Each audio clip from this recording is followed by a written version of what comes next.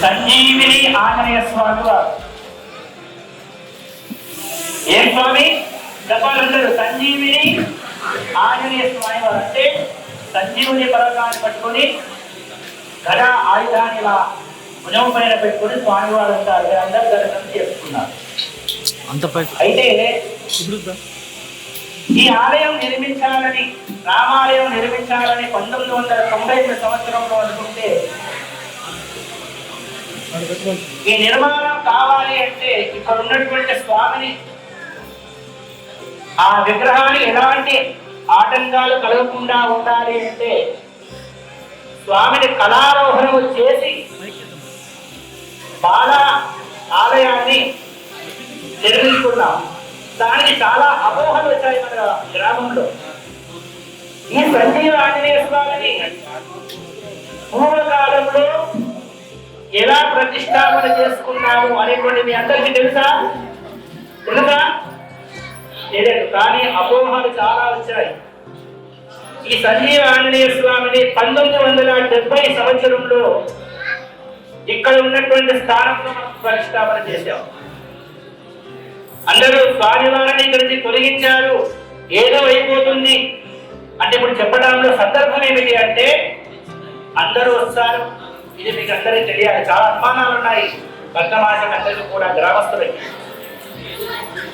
అయితే ఇక్కడ ఉన్నటువంటి స్వామిని ఎప్పటి నుంచో పూజ చేస్తున్నటువంటి ఆరాధన చేస్తున్నటువంటి స్వామిని ఇక్కడి నుంచి తొలగించి వేశారు. ఏదో అనిష్టం జరుగుతుంది అని చాలా మంది అనుమానాలు, భయము, ఇదంతా గ్రామ ప్రచారం జరిగిపోయింది. కానీ అంత పూర్వ వ్యవస్థ ఏమైంది మీకు తెలియదు. 1970 సంవత్సరంలో ఇక్కడ స్వామివారిని అదే స్థానంలో ఇప్పటి తీసినప్పటికీ, కళారాలను తీసి బాలాలయం ఏర్పాటు చేసినప్పటికీ అదే స్థానంలో అక్కడ ఉన్నటువంటి స్వామిని ఎందుకు కళారాలను చేశామంటే ఆ స్వామిని ప్రతిష్టాపన చేయలేదు. ఇక్కడ సంజీవ ఆంజనేయ స్వామిని ప్రతిష్టాపన చేయలేము. ఇప్పుడు మంత్రపూర్వకంగా వేద పండితులు వచ్చి ఇప్పుడు రామాల వారు అర్థం చేసుకుంటున్నారు. అవునా? మన గ్రామంలో ఉన్నటువంటి ఎన్నో దేవాలయాలు ప్రతిష్టాపన చేశారు. మీరు ఇక్కడ ఉన్నవాళ్ళు చెప్పండి, మనం తెలిసిన వాళ్ళు పెద్దవాళ్ళు ఉన్నారు, చిన్నవాళ్ళు అంటే తెలియదు. కానీ 1970 సంవత్సరంలో పెద్దవాళ్ళు ఉన్నారు. ఆంజనేయ స్వామి, సంజీవ ఆంజనేయ స్వామి ప్రతిష్టాపన జరిగిందా? అంటే జరగలేదు.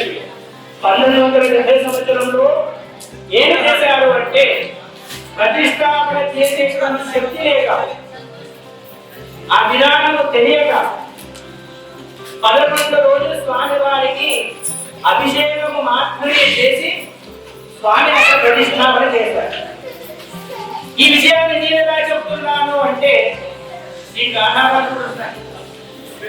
1970 సంవత్సరంలో మా నాన్నగారైనటువంటి బెల్లంకొండ కృష్ణమాచార్యులు గారు, పురాణం కృష్ణమాచార్యులు గారు ఇద్దరు కలిసి దేవాలయ ధర్మకర్తలు ఇక్కడ ఆంజనేయ స్వామి ప్రతిష్టాపన చేయాలి అన్నారు.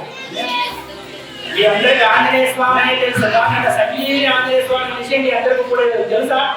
చెప్పే అయితే అప్పుడు అభిషేకాలు చేసి మాత్రమే అక్కడ స్వామిని ఏర్పాటు చేశారు. అక్కడ యంత్రము కానీ, పంచలోహాలు నవరత్నాలు కానీ, హోమాలు కానీ, ఒక శుభ ముహూర్తము కానీ, వేద పండితుల ఆధ్వర్యంలో కానీ, జపతల్ప హోమాలు కానీ ఇలాంటి ఏమి కూడా చేయలేదండి. అది మీ చిన్నవాళ్ళకు తెలియదు. కానీ గ్రామస్తుల దగ్గర రానటువంటి వారు, ఈ బయట దారి చూసినటువంటి వారు ఇళ్ళలో కూర్చొని కూడా శ్రద్ధగా వినాలి. ఎందుకంటే చాలా అపోహాలు వచ్చాయి ఈ విషయంలో. మరి అలాంటి స్వామిని ఈ దేవాలయం నిర్మాణం జరగాలంటే ఆ ఆలయం ఎలా ఉంది అంటే చిన్న ఆలయం, కడీలతో నిర్మించినటువంటి ఆలయం. ఈ విషయం అందరికీ తెలుసు. అవునా? కడీలతో నిర్మించారు. ఆ స్వామి ఎలా ఉన్నారు అంటే ఆ గోడకు ఇలా ఆశీర్వాదంటే వచ్చి వచ్చారు. మరి దేవాలయం ఈ విధంగా నిర్మించాలి అంటే మరి ఈ గోడల వ్యవస్థను పెంచాలి అంటే ఆ గర్భాలయాన్ని పెంచుకోవాలి అంటే మరి ఆ గోడలు తొలగించవలసిన అవసరం. ఆ తొలగిస్తే విగ్రహాన్ని హాని కలుగుతుందేమో అనేటువంటి ఉద్దేశంతో మేము చాలా విధాలుగా ఆలోచించి ఇక్కడ ఉన్నటువంటి ఇలాంటి వేద పండితులను చాలా మంది సంప్రదించి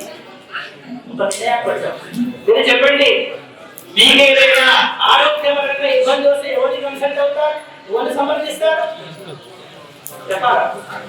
డాక్టర్ ఎందుకో? అవునా? మీ బైక్ పాడో దగ్గర పోతారు, మెకానిక్ దగ్గర పోతారు. మీ ఇంట్లో ఏదైనా వ్యవస్థ కరెంట్ వ్యవస్థ బాగు కరెంట్ బాగు చేసేది. మరి దేవాలయ వ్యవస్థ గురించి తెలుసుకోవాలి. ఎవరికి చెప్తాం మనము? ఆగమన శాస్త్రం తెలిసినటువంటి ఇలాంటి వేద పండితుల దగ్గరికి మనం వెళ్ళి ఆ విధానాన్ని తెలుసు. చేసుకుంటాం. అవునా కదా?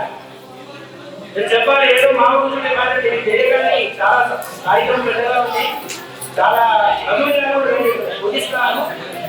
ఎందుకంటే అలాంటి వేద పండితులను మేము కూడా ఆశ్రయించి ఇక్కడ ఉన్నటువంటి వ్యవస్థ చెప్పారు. ఇక్కడ ప్రతిష్టాపన చేయలేదు, మరి యంత్ర ప్రతిష్టాపన కలగలేదు, యజ్ఞహోమాలు కూడా చేయలేదు. మరి ఇలాంటి స్వామివారి దేవాలయం నిర్మించాలంటే నిర్మించే దేవాలయం నిర్మించేటువంటి స్థపతి అని ఉంటారు. మన ఇంజనీర్లు అంటారు, ఇల్లు కట్టుకుంటే గృహాన్ని నిర్మించుకోవాలంటే ఏమంటాం? ఇంజనీర్లు లెక్కగా వెళ్తామైన చెప్పాలంటే ఉద్యోగులు ఎందుతాం కదా. మరి అలాంటి ఈ దేవాలయాన్ని నిర్మించాలంటే స్థపతి అనేవాడు ఉంటారు. అతను ఏమి చెప్తాడు అంటే, అలాగే ఈ దేవాలయాన్ని నిర్మిస్తే ఈ గోడను తొలగిస్తే విగ్రహానికి హాని కలిగేటువంటి అవకాశం ఉంది. మరి ఆ విగ్రహానికి హాని కలిగితే ఆ విగ్రహాన్ని మనం ఆరాధన చేయొచ్చామని చేయలేచా? చేయలేదు. అలాంటి ఎప్పటికో పూజ చేస్తూ వస్తున్నటువంటి ఆ స్వామిని జాగ్రత్తగా భద్రపరుచుకొని అదే మూల విరాటును మన విగ్రహాన్ని ప్రతిష్టాపన చేసుకోవాల్సిన ప్రశ్న. మధ్యలో అపోహాలు ఏమొచ్చాయంటే ఈ స్వామిని తొలగించి వేరే విగ్రహాన్ని పెడుతున్నారు, వేరే చోట పెడుతున్నారు, ఆ స్వామి సంతోష్ స్వామి వారు చెప్పినట్టు చేస్తున్నారు, ఎవరిని అడగటం లేదు అనేసి చాలా అపోహాలు వచ్చాయి. గ్రామానికి ఏదో అయిపోతుంది అనేటువంటి అపోహాలు వచ్చాయి. కానీ నేను భయపడలేదండి. ఎందుకంటే పెద్దవారిని, గురువులను, టీకాంటులను, వేద పండితులను అందరినీ తెలుసుకొని ఎవరేమనుకున్నా సరే అనేసి ఆ స్వామి వారికి 3 రోజులు, ఎన్ని రోజులు? 3 రోజులు 2001వ సంవత్సరంలో స్వామి వారిని కళారోహణం చేసి ఒక బాలాలయాన్ని ఏర్పాటు చేసుకొని అక్కడికి ఆగిపోకుండా నిత్య ధూప దీప నైవేద్య ఆరాధనలు చేస్తూ శ్రీరామనవమి కూడా చేసుకుంటూ హనుమాన్ జయంతి కార్యక్రమాలు 2 సార్లు వైశాఖ మాసంలో చైత్ర మాసంలో 2 సార్లు చేసుకుంటూ మనం ముందుగా చేసుకున్నామా చేసుకోలేదా? చేసుకున్నామా? శ్రీరామ ఏదైనా దేవాలయ ఆరాధన ఏమైనా మనకు ఆగినామా? దేవాలయ ధర్మగత రాపలేదు ఎప్పుడు కూడా చాలా మంది అపోహలు పొందారు. అందుకని స్వామికి ప్రతిష్టాపన చేయలేదనేసి అదే విగ్రహాన్ని మనం స్థాపన చేసుకోవాలి, భక్తుల యొక్క మనోభావం గొప్ప కాకూడదు, అనుమానాలు సందేహాలు రాకూడదు అనేసి 2000 సంవత్సరంలో స్వామి వారికి కళారోహణం చేసి ఒక బాలాలయాన్ని ఏర్పాటు చేసుకుని నిత్య ఆరాధన జరుగుతుంది. ఇది ఈ విశేషం మనకు అర్థం చేయాలని అందుకని భగవంతుని ఆంజనేయ స్వామి ఒక బాలాలయం ఏర్పాటు చేసుకున్నా అదే విగ్రహాన్ని ఇప్పుడు మనం ప్రతిష్టాపన చేసుకున్నాం. నిన్న సందేహం ఉందా? ఏం అనుమానం లేదు కదా? అంతా మంచిగా జరిగింది కదా? అయితే ఇప్పుడు అసలు విషయం వస్తా. 1990 సంవత్సరం ఇందాక చెప్పినట్టుగా శ్రీరామనవమి రోజు కళ్యాణ మండపంలో మేమందరూ చెప్పాం. ఏమని సంకల్పం? ఇక్కడ రామాలయం ఏర్పాటు జరగాలి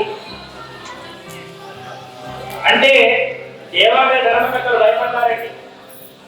మాకు నవ్వుతాడు కాదు, మేము చేయగలుగుతాము అని అప్పుడు ఉన్నటువంటి స్వర్గస్థులైనటువంటి బాబు రెడ్డి గారు, రాణప్ప గారు మరియు ప్రకాష్ గారు, రంగస్వామి గారు, స్వర్గస్థులైనటువంటి లక్ష్మీనారాయణ గారు వీళ్ళందరూ భయపడ్డారు. ఒకటే మాట చెప్పారు, సంకల్పము గొప్పది. ఇప్పుడు వీళ్ళ ఆలయంలో 4 దేవాలయాలు జరుగుతున్నాయి. అంటే మీరే కాదు, భక్తుల యొక్క సహాయ సహకారాలతో, గ్రామస్తుల సహాయ సహకారాలతో ఇక్కడ వీళ్ళు ఉన్నారు కదండి, భయపడవలసిన అవసరం లేదు. ఇన్ని దేవాలయ ఆరాధనలు చేస్తున్నారు. రాముడే ఇవన్నీ మీతో చేస్తాడు, ఆంజనేయ స్వామి మీతో ఈ సంకల్పం చేస్తున్నాడు.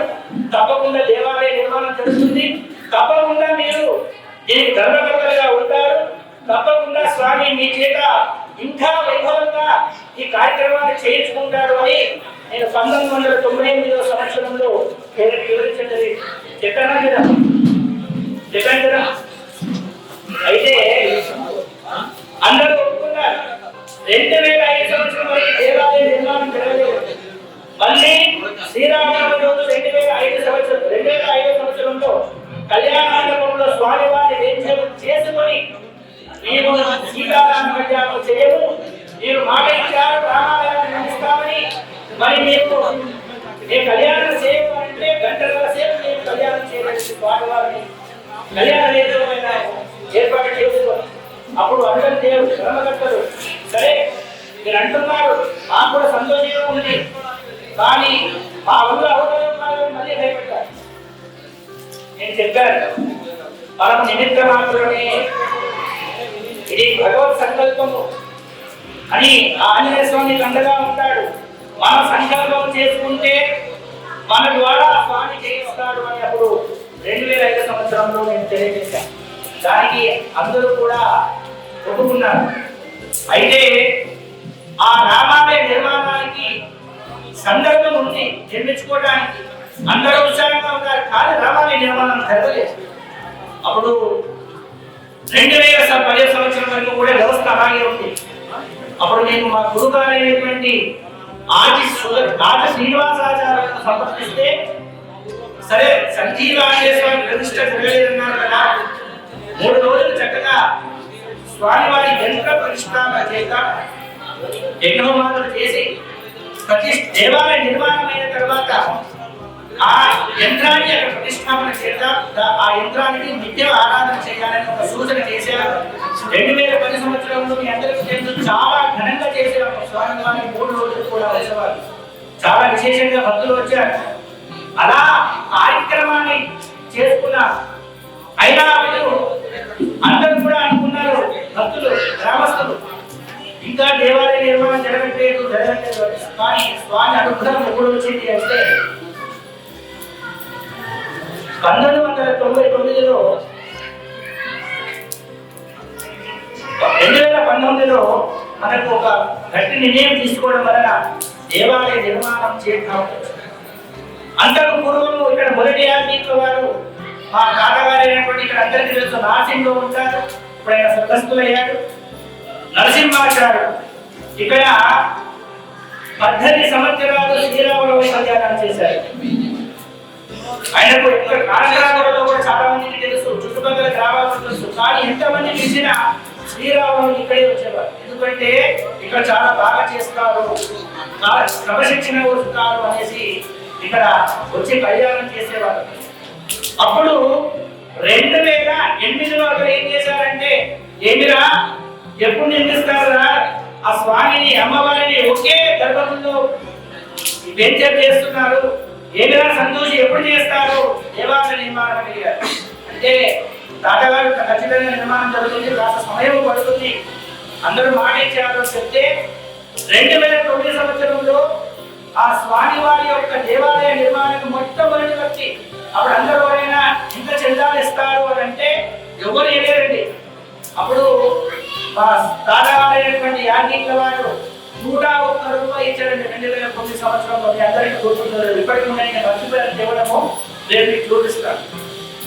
101 రూపాయలు మొదటి చందగా ఆ యాజ్ఞికుల వారు ఇచ్చారు. తర్వాత 2019లో సంకల్పం చేసుకున్నాను. అప్పుడు మా తాతగారు అడిగారు, మరి రామాలయ నిర్మాణాన్ని ఏర్పాటు జరుగుతున్నాయన్నారు, అందరూ మాటించారు కదా, ఏది రామాలు ఏ రాముని నిర్మాణం చేసుకోవాలనుకుంటున్నావు అంటారు. అప్పుడు నేను చెప్పాను, లేదు మేము భద్రాచల క్షేత్రంలో ఉన్నటువంటి రావణ వారిని ఇక్కడ ప్రతిష్టాపన చేద్దామనుకుంటున్నాము. అప్పుడు ఆయన చాలా సంతోషించారు. ఇప్పుడు ఇంకా చాలా సంతోషించారు. నువ్వు అనుకున్న పని సాధిస్తావుగా, వీళ్ళందరూ కూడా ముందుకు వస్తారు, తప్పకుండా ఆ భద్రాచల నగరంలో ఉన్నటువంటి రామవారి ఆలయం తప్పకుండా నిర్మాణం అవుతుంది, ప్రతిష్టాపన జరుగుతుంది అని ఆ రోజు మా తాతగారు చెప్పడం జరిగింది.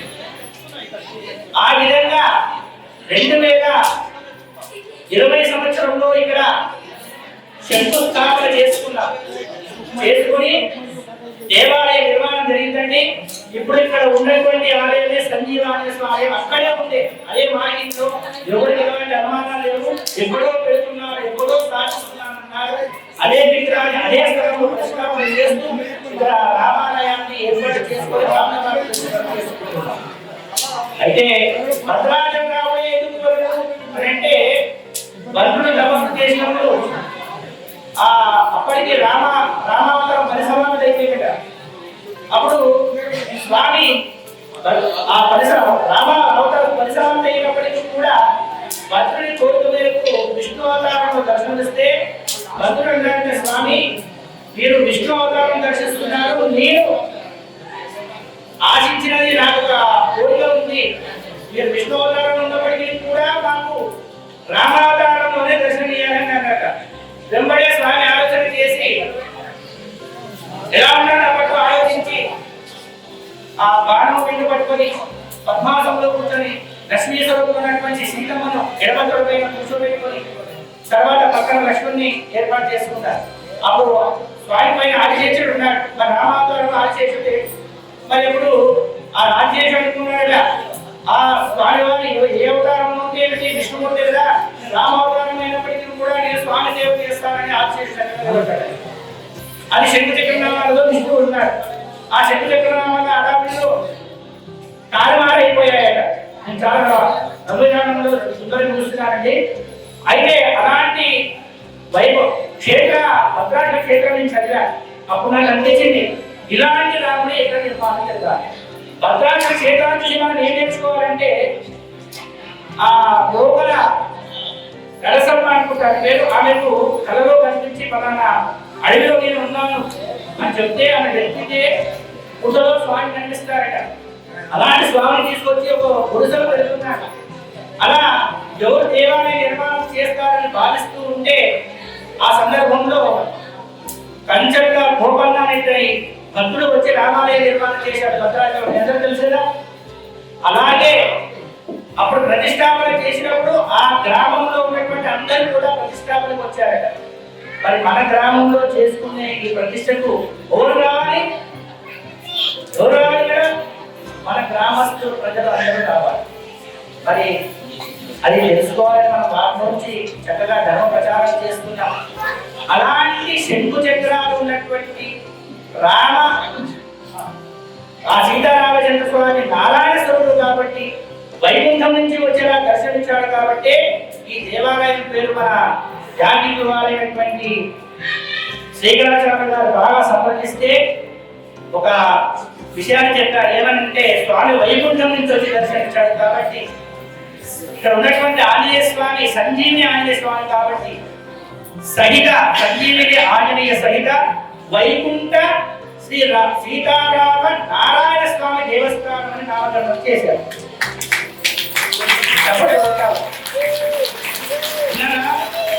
వైకుంఠం నుంచి స్వామి వచ్చి భద్రాచలంలో రామావతారం దర్శనమిచ్చారు. అలాంటి రాముని మనం ఇక్కడ చేసుకున్నాం. ఇలాంటి రాముడు సామాన్యం ఎక్కడ కనిపించదు. నాకు తెలిసి హైదరాబాద్ సిద్ధిరాబాద్ క్షేత్రంలో రెండే ఆలయాలు ఉన్నాయి. ఒకటి కొండాపు, రెండోది అందరూ తప్పకుండా వస్తారు. ఇలాంటి రాముడిని ఎక్కడ కనిపించడు. అలాంటి భగవంతుడు మనకి ఇక్కడ ప్రతిష్టాపన చేసుకోవడం అంటే మనం ఎంతో అదృష్టవంతులం. ఎన్నో పుణ్యాలు మన తాట ముట్టాలు మన వంశ పూర్వీకులు ఎన్నో దాన ధర్మాలు ఎన్నో పుణ్యకార్యాలు చేస్తే మనకి ఇవాళ ఆ ఫలితంగా మనం రామాలయం లేని ఊరు, రామనామలు శబ్దము కలిగని జనులు వృధా అని మనకు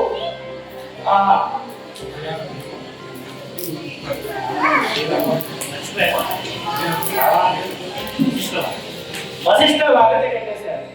శ్రీ అంటే లక్ష్మీదేవి, రా అంటే అష్టాక్షలో ఉన్నటువంటి రాను తీసుకొచ్చి, బానేమో నమః శివాయ పంచాక్షరంలో మా తీసుకొచ్చి శ్రీరామ. అలా శ్రీరామ అని పలుకుతే శబ్దము స్మరిస్తే లక్ష్మీదేవి కటాక్షము దర్శనము కలిగి ఉంటాం.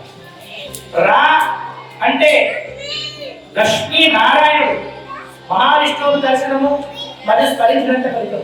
మా అంటే శివుని దర్శనము శివుని స్మరించినట్టు. అంటే ఇంతమంది దేవతలకు మనము స్పర్శించాలి, ధ్యానం చేసుకున్నట్టు ఆ నామరామ జపం చేస్తే.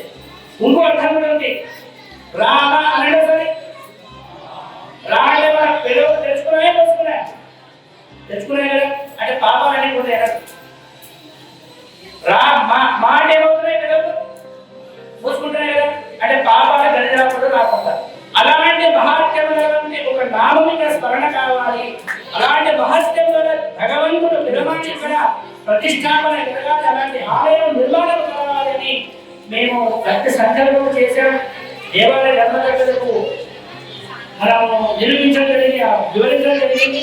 అప్పట్లో రామదాసు అక్కడ దేవాలయ నిర్మాణం జరిగితే ఇక్కడ రామాలయం నిర్మించడం అనుకుని అందరికీ కూడా సహాయకాలు చేసినప్పటికీ కూడా పెద్ద ఎత్తులో ఆ మార్గంలోనే మనకు జేపీ అధినేత మురళీ మోహన్ గారు కూడా సహాయం చేశారు. అంటే ఏం చేసుకోవాలంటే ఆ ఆలయాన్ని నిత్య కైంకర్యాలు ముందుకు సాగడానికి, స్వామి ఆరాధన నిలవకుండా ఉండడానికి రామదాసు ముందుకు నడిపించాడు. ఆ తర్వాత తన కుమారుడు, తర్వాత ఇండోమిలిటరీ వ్యవస్థలో వచ్చారు. ఇప్పుడు అలాగే అదే వ్యవస్థలో మనకు ఆ వరదీవుడు గారు, మన యొక్క భారతీయ వంశము యజమాని స్వర్గస్థులైనటువంటి బాబుశేఖర్ గారు, తర్వాత రాణప్ప గారు, దేవేంద్రం గోత్రమైనటువంటి లక్ష్మీనారాయణ గారు, అలాంటి వారు కూడా ఈ దేవాలయాన్ని నిర్మిస్తాము, మేము ముందుకుంటామని అప్పుడు ఆ అపోహలు జరిగిపోయాయి. అలా ఈ దేవాలయాన్ని నిర్మించుకొని ఒక భగవంతుని మనము ఒక పుణ్యక్షేత్రంలో, భద్రాచల క్షేత్రంలో రాముని ఇది ప్రతిష్టాపన చేసుకుంటాం. భద్రాచల రాముడు అని చెప్తే చాలా కొన్ని సందర్భాలలో ఇబ్బంది కలుగుతుందనేసి బాగా ఆలోచించి వైకుంఠం నుంచి వచ్చి దర్శించారు కాబట్టి ఆయన పేరు మన ఇక్కడ వైకుంఠ శ్రీ సీతారామ నారాయణ దేవస్థానాన్ని నామకరణం చేశారు. మన యాజింట్ల వారు ఒకసారి బాగా నమ్మకుండా చాలా సమయం చేశారు. స్వామికి చెప్పా, ఫస్ట్ అడిగాను, నేను నాకు ఉన్నటువంటి అనుభవం చాలా ప్రతిష్టలు చేయించాను, ఎవరు చేస్తే బాగుంటుంది ఈ ప్రతిష్ట? ఎందుకంటే 27 సంవత్సరాల తర్వాత ఈ దేవాలయ నిర్మాణం ఉద్యోగ కాదని చాలా అపోహాలను జరిగింది. అది వైభవంగా జరిగింది. ఆలస్యంగా కూడా చాలా చక్కగా జరిగింది. దేవాలయం చక్కగా కనిపిస్తుంది కదా, సుందరాంత సుందరంగా కనిపిస్తుంది కదా. అలాంటి దేవాలయం చూస్తే మనకు మనశ్శాంతి. అలాంటి ప్రతిష్టకు స్వామిని ఆవాహన చేస్తే, లేదండి నేను చాలా వేరే ప్రతిష్ట ఒప్పుకున్నాను, నేను రాయను అంట, నేను ఊరుకోలేదు, నేను రావాలి ఖచ్చితంగా, మీరు ఎన్ని ప్రతిష్టలు ఉన్నా నాకు ఎందుకో మీరే బాగా చేస్తారు. 2-3 కార్యక్రమాలు చూశాను. అంటే చాలా మనస్ఫూర్తిగా చేస్తారండి కార్యక్రమాలు. అలా మనస్ఫూర్తిగా చేసేవాళ్ళు కావాలి. నేను ఈ మన పురాణ చెప్పినంత కూడా స్పష్టంగా వివరించాను. వివరిస్తే సరే మీరు ఇంత బాగా చెప్పారు కదా, తప్పకుండా మన రాముని యొక్క ప్రతిష్టకు నేను వస్తాను అంటాను. తప్పకుండా మన రాముని యొక్క ప్రతిష్టకు వస్తానని చెప్పారు. ఒక ప్రతిష్ట అదే రామాలయ ప్రతిష్టని. అలాంటి కార్యక్రమాన్ని వదిలి పెట్టుకొని, అంటే అక్కడ అన్యాయం చేయకుండా వేరే వ్యవస్థను వాళ్ళ యొక్క గ్రూపు టీం ఉంటుంది, అలాంటి వారిని నిర్ణయించి వాళ్ళని ఒప్పించి ఇక్కడికి మనం వచ్చారు. ఇప్పుడు కూడా అక్కడ ఎక్కడ బృందావనంలో అక్కడ ప్రతిష్టాపన చేసి ఇక్కడ వచ్చారు డైరెక్ట్ గా. ఏమాత్రం అవసరం లేకుండా అంటే ఎంత శ్రద్ధ ఉంటే వచ్చిన చూడండి. మన రాముడిని చేస్తూ ఉంటారు, మనం కూడా అలాగే రాముడిని అందరం రావాలి. చాలా చక్కగా చేస్తారు. మరి ఎంతతో నేను ముగిస్తాను, ఎక్కువ చనిపోలేదు, చాలా సమయం ఉంది, ఇంకా కార్యక్రమం ఉంది. అట్లాగే ఈ యొక్క దేవాలయ ప్రతిష్టాపన ఈ మాఘమాసంలోనే ఎందుకు పెట్టుకున్నాం? మరి భగవంతుని యొక్క రామువారి వైభవాన్ని మా వేద పండితులైనటువంటి యాజింట్ల వారు శ్రీకరాచార్యులు తెలియజేయాలని తెలియడం. అందరూ చాలా బాగా చెప్తారండి, కాకపోతే సమయం చాలా తక్కువ ఉంది, కార్యక్రమం ఉంది. 2 మాటల్లో చెప్పాలని నేను ప్రార్థన చేస్తున్నాను. అందరూ కూడా జై శ్రీరామనారాయణ, జై జై శ్రీరామ. ఒకసారి అందరూ కూడా స్వామికి ఉత్సాహం కావాలి. అది సామాన్య జై శ్రీరామ్, రామచంద్ర గోవిందా, సీతారామన గోవిందా. ఒక విషయం చెప్తానని మర్చిపోయాను. 17వ తేదీ మనకు చాలా ముఖ్యమైనటువంటి రోజు. స్వామివారి ప్రతిష్టాపన, 16వ తేదీ ఇళ్ల ప్రతిష్టాపన, మరియు విగ్రహ ప్రతిష్టాపన జరుగుతుంది. 17వ తేదీ రోజు మనకి స్వామివారి దర్శనం ఉంటుంది కుంభాభిషేక ప్రోక్షణతో. అందరూ కూడా 17వ తేదీ మనకి హిందూ పండుగలు ఉన్నాయి కదా, మన గౌరీపల్లి గ్రామస్తులకు అన్ని పండుగలు అంటే చాలా పెద్ద పండుగ అండి. అందరూ ఏం చేయాలి? పండుగ ఏం చేస్తారు? అందరూ ఇంటి ముందు ముగ్గులు చక్కగా ఆవు పెడుతూ వాళ్ళకి ముగ్గులు వేసి సింహద్వారానికి మామూలు తోరణాలు కట్టి మంచి బిల్లిరాలు చేసుకుంటామా చేసుకోమా? అందరూ కూడా అలాగే చేయాలి. 17వ తేదీ కూడా అందరూ అలాగే చేయాలి. అందరూ దీపాలు పెట్టండి. స్వామివారి కాషాయ జెండను మీ గృహం పైన ఈశాన్య భాగంలో స్థాపన చేయండి.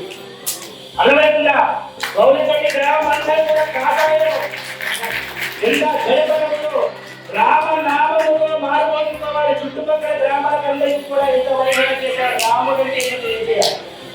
అలవైకుండా అందరికీ చెప్పారు. ఈ ప్రతిష్టాపన మహోత్సవం యొక్క శుభపత్రిక అందరికీ కూడా ఇంటికి చేరిందని అనుకుంటున్నాను. అందరికీ ఇప్పుడు టెక్నాలజీ ప్రకారము వాట్సాప్ లో స్టేటస్ లో కూడా వస్తుంది. మీరు వేరే సమాచారం లేదు కూడా పంపకుండా ఈ 5 రోజులు ఈ ప్రతిష్టాపన యొక్క శుభపత్రికని అందరి స్టేటస్ మరియు వాట్సాప్ లో పంపించండి. మీరైతే శుభకార్యం అందరూ అవగాహన చేస్తారు. మీ బంధువులకు, మీ స్నేహితులకు అందరికీ ఫోన్ చేసి మరి ప్రతిష్టాపన అందరూ చేస్తారు. ఎందుకంటే ఇలాంటి ప్రతిష్ట మనకి రాదు. ఇలాంటి అదృష్టం మనకు పెడతారు. జై శ్రీనారాయణ. మనం 2 నిమిషాలు రామ వైభవం చెప్పుకొని అసలు ఈ కార్యక్రమం మాఘమాసంలోనే ఎందుకు చేస్తున్నా? ఎందుకంటే చైత్ర మాసంలో చేయొచ్చు కదా, వైశాఖంలో చేయొచ్చు కదా. మన పిల్లలందరికీ ఎగ్జామ్స్ అయిపోయి ఇంట్లో ఖాళీగా ఉంటారో మీరు వైశాఖ మాసంలో చేస్తే కనుక మేము 24/7 ఇక్కడే ఉంటామో మీరు అనొచ్చు. మరి ఎందుకంటే మాఘమాసంలోనే చేస్తున్నాం. అదంతా రేపు చెప్పుకుందాం. ఇప్పుడు అంత సమయం లేదు. ఎందుకంటే పాపం ఇప్పటికే 8 ఫోన్ వస్తున్నాయి మీకు కూడా. అసలు రామాలయమే ఎందుకు సంకల్పించాము ఇక్కడ? ఎందుకని రామాలయం సంకల్పించాము? ఏమయ్య కదా అక్కడ సంజీవని ఆంజనేయ స్వామి వారు కదా, కంబైన్డ్ ప్యాకేజ్ కాబట్టి రాముని పెట్టేస్తే అయిపోతుంది అనమాట. అంతేనా?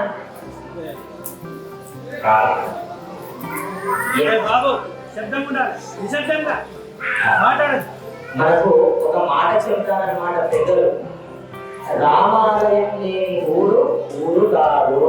నేను ఆసేతు హిమాచలం వరకు ఏ ఊర్లోనైనా వెళ్ళండి, తప్పకుండా అక్కడ ఏముంటుంది అంటే రామాలయమే ఉంటుంది. విష్ణుమూర్తి అవతారాలు ఎన్నటి అవతారాలు మనకు తెలిసినవి 10, తెలియనివి చాలా ఉన్నాయన్నమాట. అన్ని అవతారాలలో కూడా రామ అవతారమే ఎందుకంత ప్రాశస్త్యం పొందింది అంటే రాముడు వచ్చి మానవుడు ఎలా ఉంటాడో ఆచరించి వెళ్ళాడనమాట. ఆచరణి శాస్త్రార్థ ఆచార్య స్థాపయత్య పెద్దవాళ్ళు చెబుతుంటారు. మాట మందాన్ని చెబుతారండి, నేను కూడా చెప్తాను. పొద్దున 4 బాబులు ఇవ్వాలి, చలనీల స్నానం చేయాలి అని చెప్పేవాడు ఎప్పుడు గొప్పవాడు కాదు. ఎవడు గొప్పవాడు? పొద్దున 4 బాబులు లేచి చల్లటి చల్ల స్నానం చేసిన వాడు, చేసి చూపెట్టిన వాడు గొప్పవాడు అన్నమాట. చెప్పేవాడు కాదు, ఆచరించేవాడు గొప్పవాడు. ఇన్ని అవతారాలలో అలా ఆచరించేవారండి. రాముడు మాత్రమే ఆచరించాడు. మిగతా అన్ని అవతారాలలో మా విష్ణుమూర్తి ఉండే ప్రతి ఒక్క కళలన్నింటినీ కూడా బయటపెట్టాడు. కానీ రామావతారంలో మాత్రమే ఆయన మనిషి, నేను పుట్టింది మనిషిలాగానే, నేను అవతారాన్ని త్యజించేది కూడా మానవుడిలాగానే ఉంటాను అంటూ మానవ ధర్మాన్ని మనకు చూపించేదన్నమాట. అందుకనే రామ అవతారం అంత గొప్పదైంది. ఇంతకుముందు రామ నామ ప్రాశస్త్యం చెప్పారు మా బాబాయ్. ఎందుకంత రామ నామం గొప్పదైంది అంటే రాముని వల్లనే రామనామానికి గొప్పతనం వచ్చింది కదా. విష్ణు సహస్రనామాలు చదువుతున్నారు కదండి. ఎంతమందికి వచ్చి విష్ణు సహస్రనామాలు? సాయమయ్య గారు డౌటే. విష్ణు సహస్రనామాలలో ఋషులందరూ ఒక 1000 నామాలని చెప్పారట. ఎన్ని నామాలు? 1000 అన్నమాట. 1000 నామాలన్నీ చెప్పి ప్రతిరోజు ఇది చదువుకుంటే నవాసుదేవ భక్తానాం అశుభం ఇత్యతే క్వచిత్, ఎవ్వరికి కూడా ఎటువంటి అశుభం అనేది కలగదట చెప్పారట. ఇది ఒక మహాతల్లి విన్నదట. ఎవరండి అంటే పార్వతి విన్నదట. నీలానే అన్నమాట. పార్వతి కూడా స్త్రీమూర్తి, మహాత్మురాలు. ఆవిడ కనిపించింది. ఇంట్లో ఇంత పని ఉంటుంది, ఎవడయ్యా 1000 నామాలు చదివేది? కేనోపాయేన లఘునా విష్ణో నామ సహస్రజం. ఇన్ని 1000 నామాలు చదవలేనయ్యా, నీకంటే పని పాట లేదు, నువ్వు అక్కడ కూర్చుంటావు, నేను ఇల్లు సర్దుకోవాలి, ఇటు పక్కన విఘ్నేశ్వరుడిని సర్దాలి, అటు పక్కన కుమారస్వామిని సర్దాలి, వీటిద్దరిని సర్దేసరికి ఉత్తరాయణ పుణ్యకాలం అంతా వెళ్ళిపోతుంది, ఇన్ని నామాలు నేను చదవలేను. కేనోపాయేన లఘునా, ఏదైనా చిన్న ఉపాయం ఉందా? మనందరం అదే మ్యాచ్ కదండి, ఏదైనా తొందరగా కావాలి మనకన్నమాట, స్వీట్ అండ్ షార్ట్ ఫాస్ట్ గా అన్నమాట. అంటే అప్పుడు ఈశ్వరుడు ఒక మాట చెప్పాడు, ఏమిటి? శ్రీరామ రామ రామేతి రమే రామే మనోరమే. ఆ 3 సార్లు శ్రీరామ శ్రీరామ శ్రీరామ అంటే ఏమవుతుందట? సహస్రనామ తత్తుల్యం రామనామ రామని. ఆ 3 నామాలంత శ్రద్ధగా ఆచరిస్తే 1000 నామాలను చదివినటువంటి ఫలితం వస్తుంది.